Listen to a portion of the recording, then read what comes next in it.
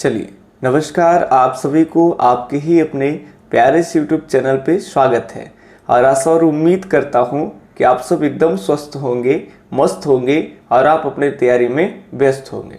तो जो बच्चे इस बार 12th के बोर्ड परीक्षा देने वाले हैं और जिनका सब्जेक्ट है इतिहास यानी हिस्ट्री, उन बच्चों के लिए आज हम परीक्षा में पिछले परीक्षा में पूछे गए टॉप 10 क्वेश्चन आज कराएंगे। पहले क्या था कि वीवीआई टाइप के ही केवल प्रश्न हम आपको कराते थे, लेकिन आपको लगभग हिस्ट्री के 9 सीरीज जो है वो वीवीआई के रूप में करा दी। तो अब हम देखते हैं कि भाई 9 सीरीज चला दिए 90 क्वेश्चन के आसपास, और पहले प्रीवियस ईयर का जो बोर्ड में पूछे गए क्वेश्चन है क्या आपसे बन पाते हैं या नहीं बन पाते हैं। तो आज हम आपके लिए वो पहले के बोर्ड परीक्षा में जो पूछे गए कुछ क्वेश्चन है उसका हम टॉप 10 क्वेश्चन आपको चलाएंगे। तो चलिए तैयार हो जाइए। अब देखते हैं कि पहले किस तरह के प्रश्न जो है वो बोर्ड पूछ लिए। तो चलिए, ये इस तरह का कुछ आगे का व्यू है।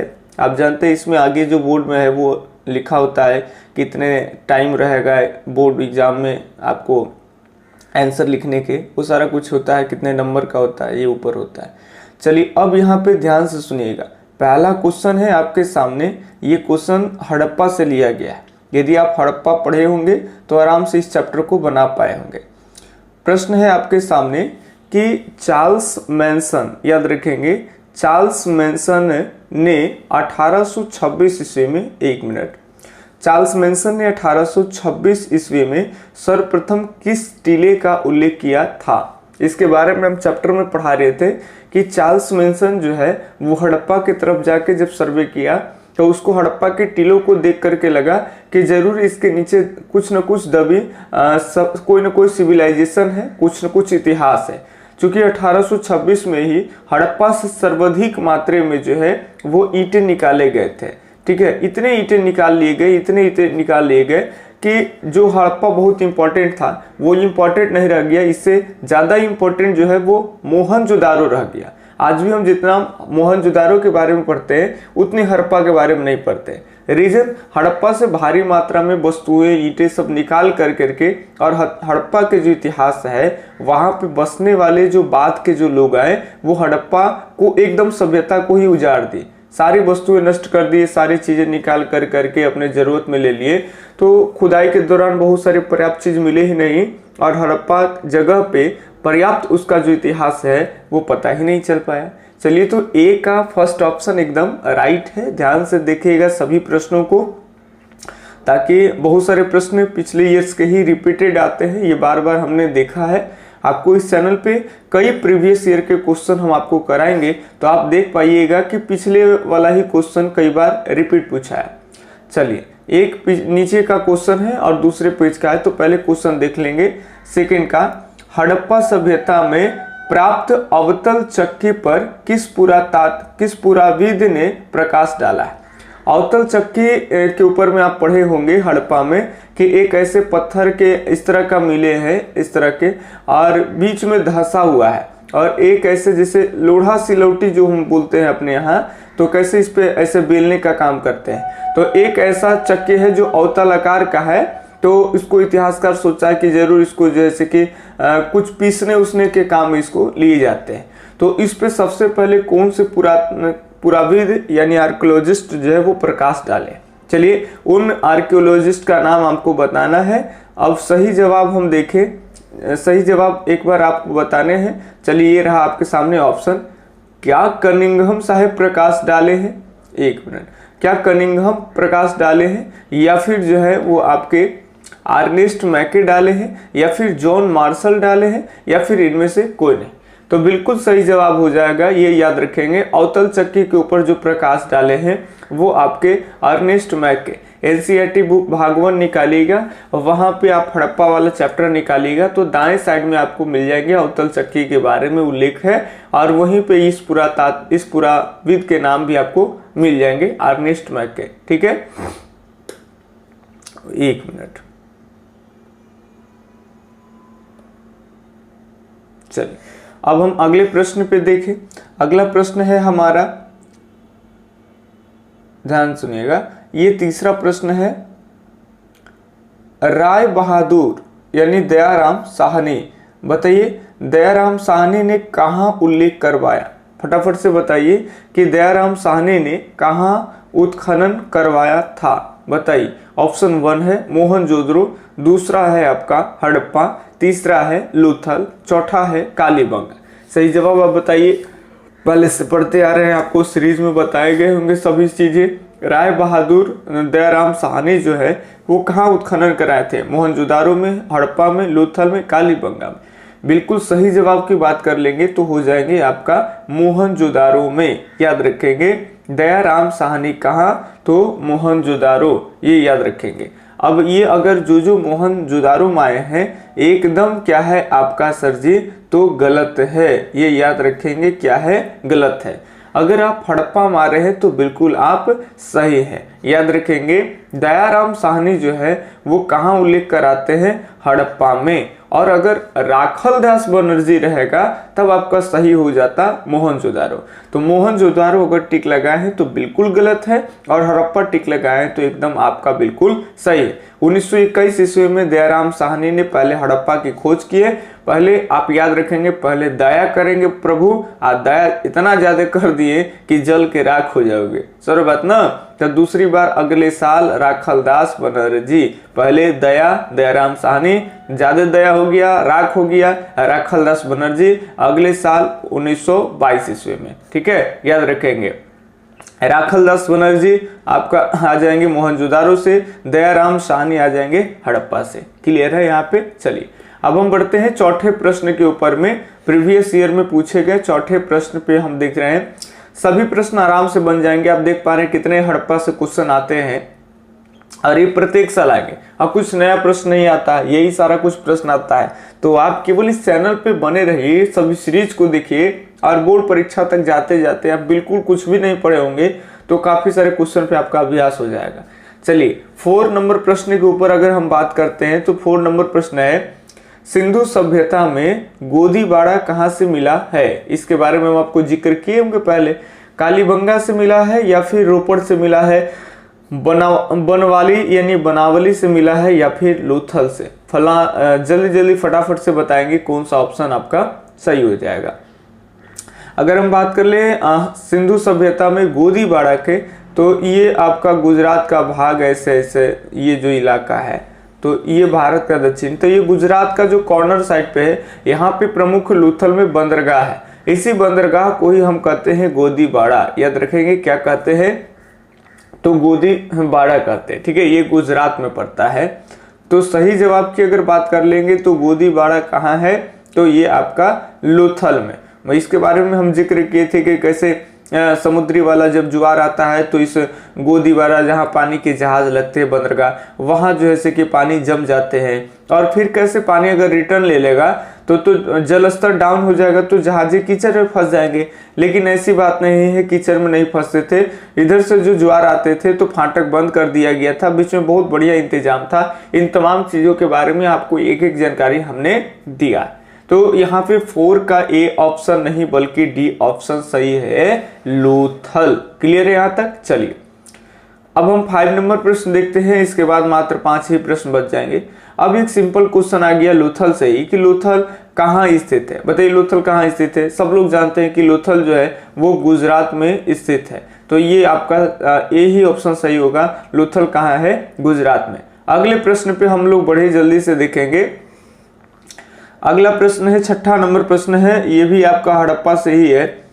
सिंधु सभ्यता, हड़प्पा सभ्यता में सिंधु नदी के किनारे कौन था। बताइए हड़प्पा सभ्यता में सिंधु नदी के किनारे कौन था। ऑप्शन 1 है मोहनजोदारो, दूसरा है सर रोपड़, तीसरा है लोथल, और चौथा है कालीबंगा। फटाफट से सही जवाब आप दीजिएगा कि हड़प्पा सभ्यता में सिंधु नदी के किनारे कौन स्थित था। सिंधु नदी के किनारे अगर बात कर ले हड़प्पा सभ्यता में तो आपका मोहनजोदारो सही हो जाएंगे। ठीक है, इसके अलावा सिंधु के किनारे और भी बहुत सारे इलाके हैं, जिसमें वो प्रसिद्ध की बात कर ले तो चानहुद्रो भी याद रखेंगे। चानहुद्रो जो है ये भी सिंधु नदी के ही किनारे स्थित है, तो ध्यान से सुनेंगे। जैसे अगर हम बात कर लेंगे ये इलाका, तो सिंधु नदी ऊपर जम्मू कश्मीर साइड जो है ना, लद्दाख के साइड से बहती है, पाकिस्तान होते हुए जाकर करके गिर जाती है अरब सागर में। तो ये याद रखेंगे। इधर रावी नदी साइड में स्थित जगह है जिसको कहते हैं हड़प्पा, और इधर सिंधु के इस तरफ में था आपका मोहनजोदारो, ठीक है, यानी बायां तट में, और सिंधु के दायां तट की दायां तट में है मोहनजोदारो, और बायां तट की अगर बात कर लेंगे तो चान्होदरो, ठीक है। यहाँ से दूरी काफी अधिक है, यहाँ से दूरी हड़प्पा से मोहनजोदड़ो की दूरी लगभग अगर बात कर लेंगे तो 483 किलोमीटर, और मोहनजोदारो से चान्होदरो की जो दूरी है वो 130 किलोमीटर। मैप पे अच्छे से क्लास आप कर लीजिए, एक बार कंप्लीट हो जाएगा। एक बार और बता दें तमाम नए बच्चे के लिए कि आप चाहते हैं कि अभी भी टाइम है आपके पास, और आप चाहते हैं कि पहले एक बार बढ़िया से पढ़ ले। देखिए जनवरी में क्या होगा कि लास्ट में जनवरी में एग्जाम होंगे, तो जनवरी में तो हम आपको, अगर हमसे जुड़े रहेंगे तो हम आपको वीवीआई प्रश्न भी फ्री देंगे। इसके अलावा आपको बहुत सारे टेस्ट अभ्यास प्रश्न दे देंगे, और जब तक जो चैप्टर कंप्लीट आपको नहीं पढ़ाए जाते, जो नोट्स ले लिए उनके लिए भी बोल रहे हैं कि अगर कंप्लीट नहीं हो पाया तो घबराना नहीं है, सारे ऑब्जेक्टिव क्वेश्चन हम लोग बनाए हुए हैं, वो आपको हम एक बार में दे देंगे। अभी क्या है कि उनको चैप्टर वाइज ऑब्जेक्टिव सब्जेक्टिव सारा कुछ भेजा जा रहा है। तो अगर आप भी सीरीज में जुड़ना चाहते हैं तो एक सब्जेक्ट का मात्र 51 रुपया आपसे लिए जाएंगे। इसमें क्या मिलेंगे आपको, तो इसमें आपको पूरे के पूरे चैप्टर के हिसाब से वीडियो लेक्चर्स मिल जाएंगे, एकदम बेस्ट वीडियो होगा जो आपको यूट्यूब पे ऐसा कोई टीचर माने पढ़ा नहीं पाए, वैसे हम लोग मेहनत कर करके और पढ़ाते हैं, तो वो बेस्ट वीडियो लेक्चर मिल जाएगा। प्लस चैप्टर वाइज ऑब्जेक्टिव का और सब्जेक्टिव का, आपका ऑब्जेक्टिव सब्जेक्टिव दोनों जो है वो मिल जाएंगे। इसके अलावा आपको हम टेस्ट भी दे देंगे, और कोई भी डाउट होगा उसको हम व्हाट्सएप से जोड़ कर करके और उनका निदान करते हैं। तो अगर आप चाहते हैं तो आप मेरा नंबर लिख सकते हैं, मेरा व्हाट्सएप नंबर, या फिर कॉल भी कर सकते हैं। आप लिख सकते हैं, नोट डाउन कर सकते हैं 882537 और 551, ये मेरा व्हाट्सएप नंबर है। इस पे आप कांटेक्ट कर सकते हैं, आप अपनी तैयारी वेस्ट कर सकते हैं, ठीक है। चलिए अब हम बढ़ते हैं। सही जवाब यहाँ पे हो गया, हड़प्पा सभ्यता में सिंधु नदी के किनारे कौन सा स्थल है, तो भैया मोहनजोदारो, ठीक है। ये लोथल की बात करें, भोगवा नदी के किनारे, कालीबंगा घग्गड़ नदी के किनारे, ठीक है। रोपड़ जो है ये सतलज नदी के किनारे पंजाब में। आगे बढ़ते हैं, हम जल्दी से देखेंगे। अब 3 प्रश्न और है, 3-4 प्रश्न। चलिए एक बहुत बढ़िया प्रश्न है, ये प्रश्न एकदम लाजवाब प्रश्न के रूप में आप जान सकते हैं इसको। 7वां, भारतीय पुरातत्व का पिता किसे कहा जाता है। देखिए सबके सब जो क्वेश्चन है वो लगभग हड़प्पा से ही क्वेश्चन है, नया कुछ नहीं है। तो एकदम एक भी चैप्टर कंप्लीट करते तो 7-8 क्वेश्चन तो ऐसे आपसे बन जा रहा है। भारतीय पुरातत्व का पिता किसे कहा जाता है, कनिंघम को, या फिर दयाराम साहनी को, या फिर लॉर्ड कर्जन को, या फिर जॉन मार्शल को। घबराना नहीं है, बोर्ड का क्वेश्चन इसलिए करा रहे ताकि आपका कॉन्फिडेंस लेवल बढ़े। बताइए भारतीय पुरातत्व का पिता कौन कहलाते हैं। भारतीय पुरातत्व विभाग जानते हैं आप, ASI, ठीक है। चलिए अब जानकारी दें। ASI के अगर गठन की बात कर लेंगे तो इसका गठन होता है भारत में 1861 ईस्वी। आप देखते होंगे कहीं मस्जिद के नीचे कुछ त्रिशूल मिल जाए, या कहीं हिंदू धर्मों के पीछे कुछ भी मिल जाए, धार्मिक मामला होते रहता है, जब भी हिंदू मुस्लिम विवाद भी होते रहते हैं। तो इसमें बहुत सारे लोग को न्यूज में सुने होंगे आपकी ASI इस चीजों की पुष्टि नहीं कर पा रहा है, ये ASI ये समय बताएगा। हम आपके फलाना बाबा के हिसाब से हम कैसे मानेंगे कि इस युग में कृष्ण जी का जन्म हुआ युग। तो ये ASI इंपॉर्टेंट है, जो भारत एक विभाग है, ठीक है, जिसको कहते हैं आर्कियोलॉजिकल सर्वे ऑफ इंडिया, याद रखेंगे। इसकी गठन 1861 ईस्वी में अंग्रेजों के काल में ही हुई थी, और इसके पहले जो डायरेक्टर जनरल थे वो थे आपका लॉर्ड कनिंघम, याद रखेंगे। लॉर्ड कनिंघम इसके पहले डायरेक्टर जनरल थे। ये भारत में जहां तहां हमारे जो इतिहास के पुरानी वस्तुएं मिलते हैं उसको ये कार्बन 14 विधि से अन्य तकनीक के माध्यम से समय काल की गणना करता है। और भारतीय कई पुरातात्विद जो हैं वो अलग अलग उनको नॉलेज है, इतिहास में अलग अलग वस्तुओं के बारे में जानकारी है, तो उन इतिहासों से वो मैच कराते हैं समय काल में और हमको एक पुख्ता जानकारी देते हैं। ठीक है। चलिए ये 7 का ए ऑप्शन सही है। भारतीय पुरातत्व विभाग के पिता कहलाते हैं अलेक्जेंडर कनिंघम, जिसको शॉर्ट में यहाँ पे कनिंघम लिखा गया है। और ये पहले भारतीय पुरातत्व विभाग के डायरेक्टर जनरल भी थे। इसकी स्थापना भारतीय पुरातत्व विभाग की हुई आपका 1861 ईस्वी, ठीक है, याद रहिएगा।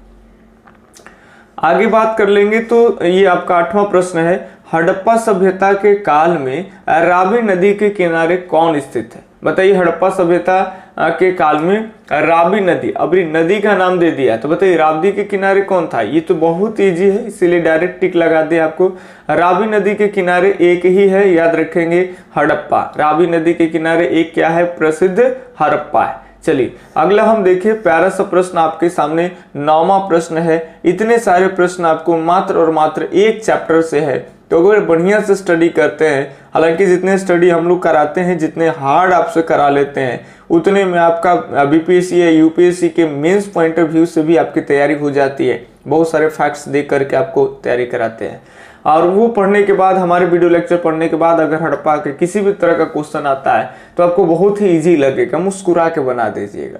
चलिए, सिंधु घाटी सभ्यता में विशाल स्नानागार के अवशेष कहाँ मिले हैं? बताइए, सिंधु घाटी सभ्यता में विशाल स्नानागार के अवशेष कहाँ मिले हैं? हड़प्पा से, मोहनजोदारो से, कालीबंगा से, या फिर आपका लोथल से? बताइए।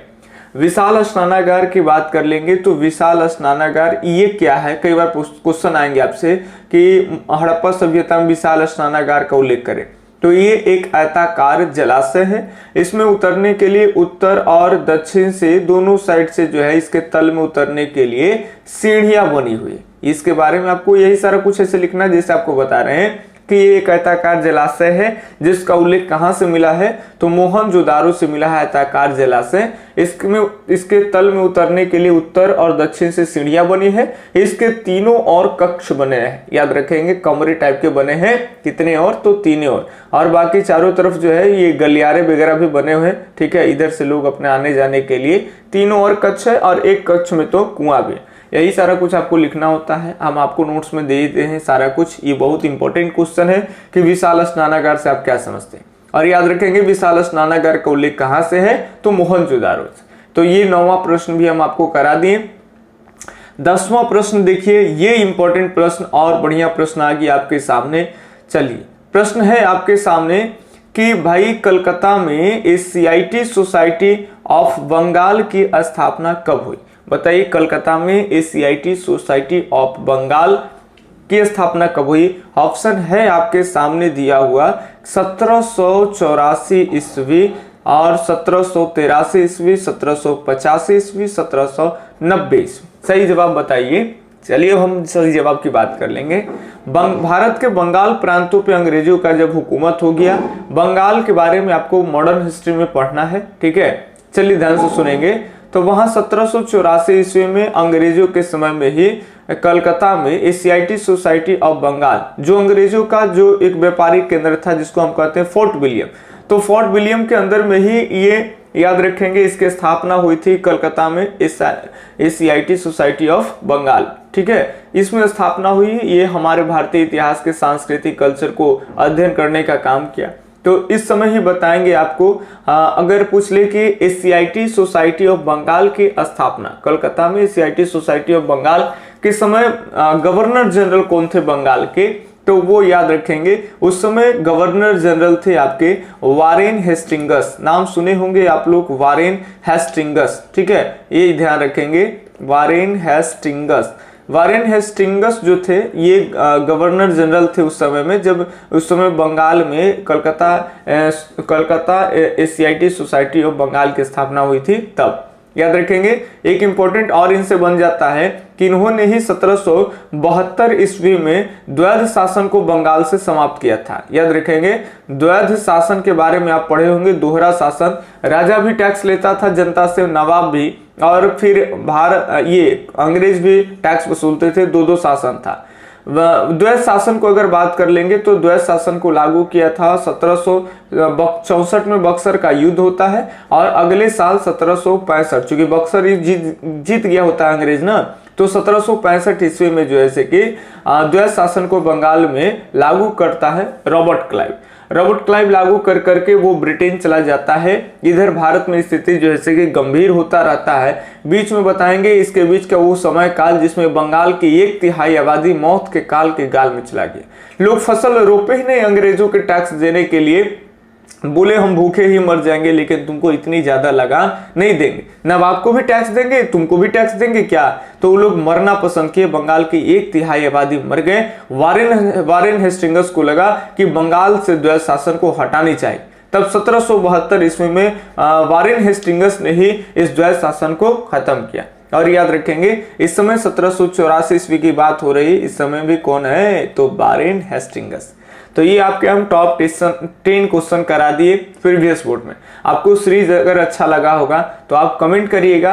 बाकी तमाम प्राचीन काल के प्रश्न होंगे, मध्यकाल के प्रश्न होंगे, बोर्ड परीक्षा के सभी को हम एक पीडीएफ में रख लिए हैं और आराम से हम आपको अगले फिर 10 क्वेश्चन लेके आएंगे, फिर अगले माने एक दिन बीच कर करके आपके लिए लाते रहेंगे। केवल आप सीरीज देखते रहिए, आपकी तैयारी एकदम कॉन्फिडेंस बेस्ड हो जाएगा। ठीक है, तो चलिए मिलते हैं कुछ अगले वीडियो सीरीज में। तब तक के लिए धन्यवाद, जय हिंद, अल्लाह हाफिज, राधे राधे, आपका दिन शुभ हो।